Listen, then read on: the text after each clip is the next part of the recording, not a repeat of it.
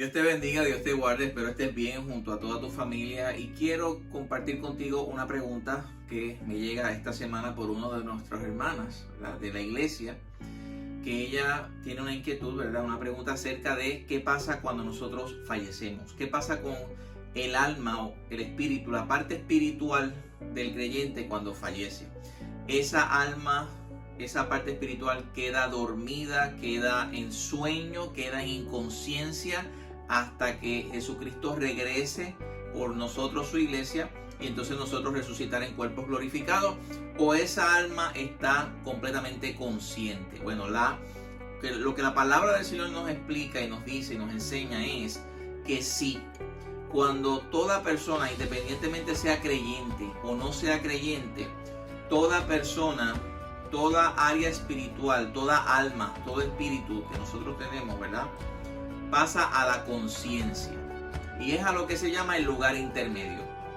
La palabra de Dios no dice explícitamente el lugar intermedio, pero sí implícitamente, ¿verdad?, nos habla de que cuando un creyente fallece pasa automáticamente a la presencia de Dios, y cuando un no creyente fallece pasa a lo que se conoce la condenación, ¿verdad?, que es el infierno, ¿ok?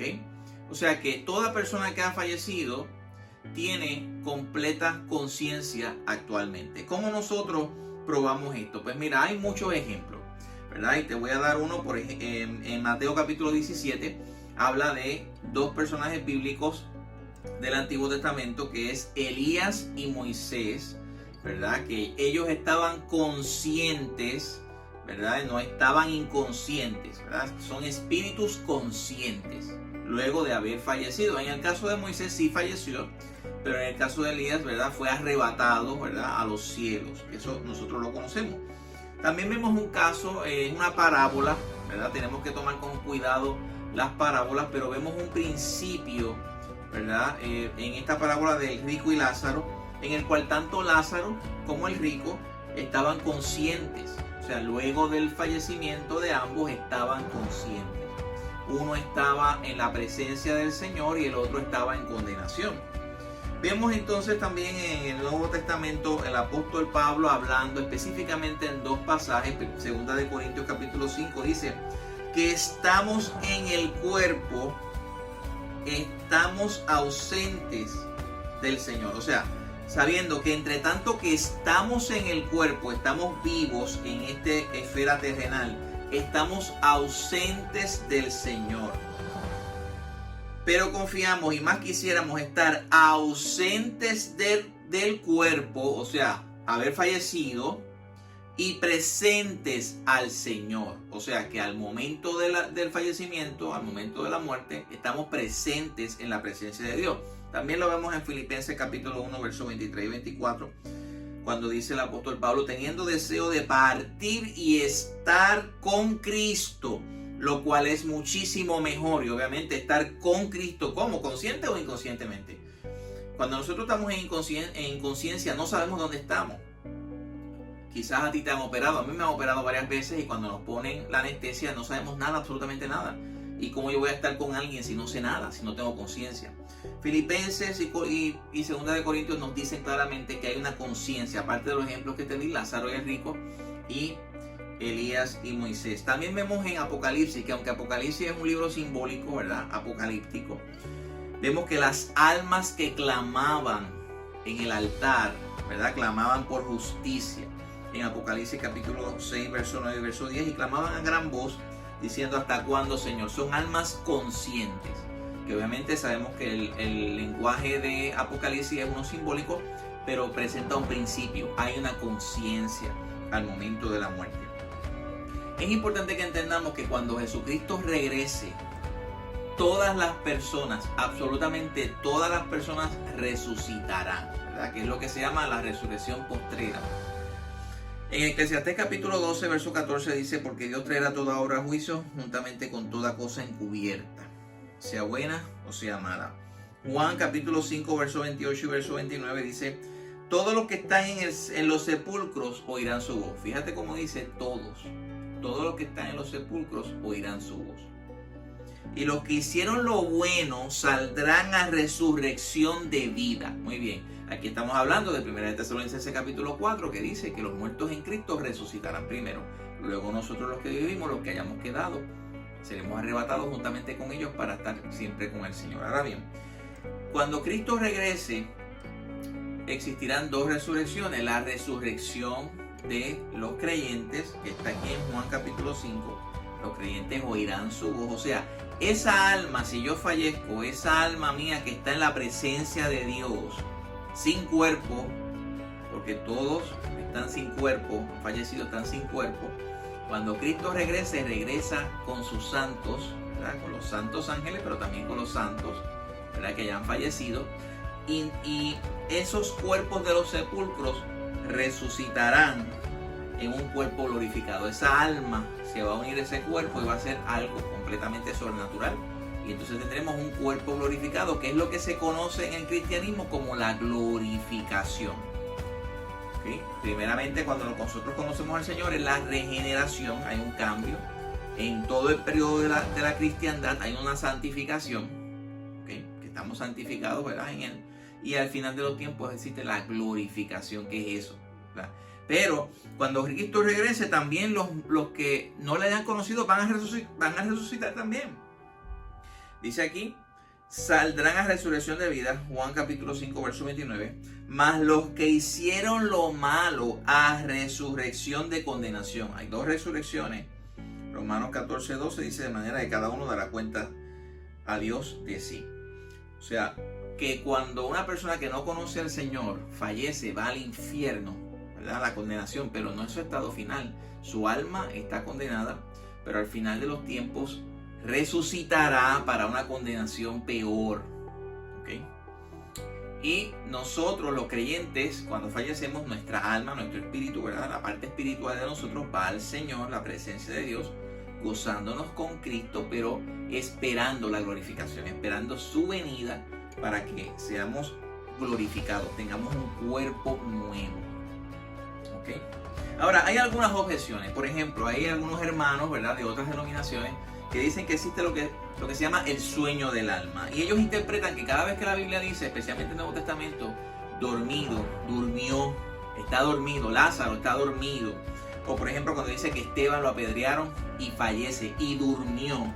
Ellos interpretan que hay un sueño del alma en el cual no hay conciencia alguna.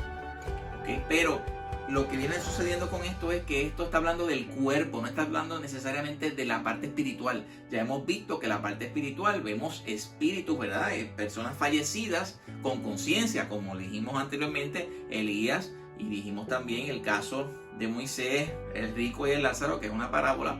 Vemos el ejemplo de 2 de Corintios capítulo 5, vemos el ejemplo de Filipenses capítulo 1, como Pablo dice claramente que al estar ausente del cuerpo está presente en el Señor, y que él quisiera estar ausente del cuerpo porque es más beneficio estar con el Señor que estar en esta carne, ¿no? O sea que está eso bien claro. Ahora también hay otra objeción acerca del ladrón al lado de Jesús, el cual el Señor le dice, de cierto te digo hoy, de cierto te digo que hoy estarás conmigo en el paraíso. Y entonces le ponen una coma donde no va coma, ¿verdad? Primeramente en el idioma griego original no va una coma que dice después del hoy, ¿verdad? Dice, de cierto te digo que hoy, de cierto te digo hoy, coma, que estarás futuramente en el paraíso. No, es una promesa de ese momento específico. Y la palabra original en griego es semeron, ¿okay? Que significa hoy literalmente, que es un día específico presente del día de hoy. ¿Okay? Eso para tener claro el contexto. Recordemos que el Nuevo Testamento fue escrito en griego. Griego koiné, que es el griego natural, ¿verdad? El griego que la gente usaba. Y en otros pasajes también se utiliza la misma palabra para denotar que era el día de hoy. El mismo pasaje que se usa en Lucas capítulo 23, el versículo 43, se usa en Lucas 4:21 cuando dice hoy se ha cumplido esta palabra delante de vosotros, ¿verdad? Para decir que es hoy. Y en Lucas 19:9, cuando habla de Zaqueo, hoy, semeron, ha venido la salvación a esta casa. Es un cumplimiento inmediato. Y vemos también la promesa que contrasta con lo que Jesús le dice al ladrón. El ladrón le dice, yo quiero estar en tu reino en el futuro, ¿verdad? ¿verdad? Acuérdate de mí cuando vengas en tu reino. El ladrón le está diciendo, yo sé que tú eres Jesús, yo sé que tú vendrás en un reino futuro. Acuérdate de mí en ese momento futuro. Y hay un contraste en la promesa del Señor. No es en un futuro, este ladrón que está a mi lado. No, no, no. Yo te lo estoy diciendo que hoy vas a estar conmigo en el paraíso. ¿Ok? Hay otras personas que entonces dicen, no, pero es que paraíso, ¿qué es el paraíso? El paraíso sencillamente es la presencia de Dios. Sabemos que no es el estado final donde ese ladrón está. Ese ladrón ahora mismo está en la presencia de Dios, pero en un futuro, eso sí, en un futuro, él tendrá lo que se conoce como la glorificación. Cuando Cristo venga, su cuerpo resucitará y tendrá un cuerpo similar al de Jesús. Recordemos 1 de Juan capítulo 3 verso 2, dice que seremos semejantes a Él porque le veremos tal cual es. El cuerpo que Jesús tiene hoy en día es el cuerpo que nosotros tendremos en un futuro. También algunos dicen, bueno, pero Jesús dice que, y no voy a entrar en este tema ahora, que Jesús desciende al Seol o desciende a los infiernos, ¿verdad? Entonces, ¿cómo le dice que está con Él en ese momento si Jesús no estaba en el paraíso en ese momento, en esos 3 días que estuvo muerto? Recordemos que Jesús es omnipresente. Él está en todo lugar, ¿okay? Y Él mismo dijo que donde hay 2 o 3 reunidos en mi nombre, allí estoy yo. O sea que ese el argumento se cae. Mire, hermano, estos temas son poco complejos, ¿verdad? Yo no pretendo que nosotros comprendamos esto en una sentada o simplemente ver un video de unos minutos. Yo lo que sí quiero es causar que tú puedas primeramente entender este tema, ¿verdad? Porque esto nos da paz para nuestros familiares que han conocido al Señor y sabemos que están en la presencia de Dios. Nos da también el sentido de lo que realmente la palabra de Dios nos enseña, ¿verdad? Poder comprender estos temas. Y sabemos que, hermanos, nosotros estamos en un estudio constante. Yo estoy estudiando todos estos temas todo el tiempo. Estos temas escatológicos, ¿verdad? Que es de los últimos tiempos o que tienen que ver con todas estas cosas, ¿verdad? Son temas complejos, pero poco a poco los vamos a ir comprendiendo. Ahora, quiero que sepas que voy a intentar dejar un link en este video para que tú puedas tener acceso al estudio bíblico que yo preparé, ¿verdad? Los versos bíblicos que he utilizado para que tú puedas verlos también y estudiarlos en tu casa. Y que cualquier pregunta o duda que tú tengas, pues estamos para servirte. Puedes dejarlo también en los comentarios y ahí podemos ayudarte y podemos ampliar quizás un tema relacionado. Que la paz de Dios sea sobre ti y los tuyos. Dios te bendiga.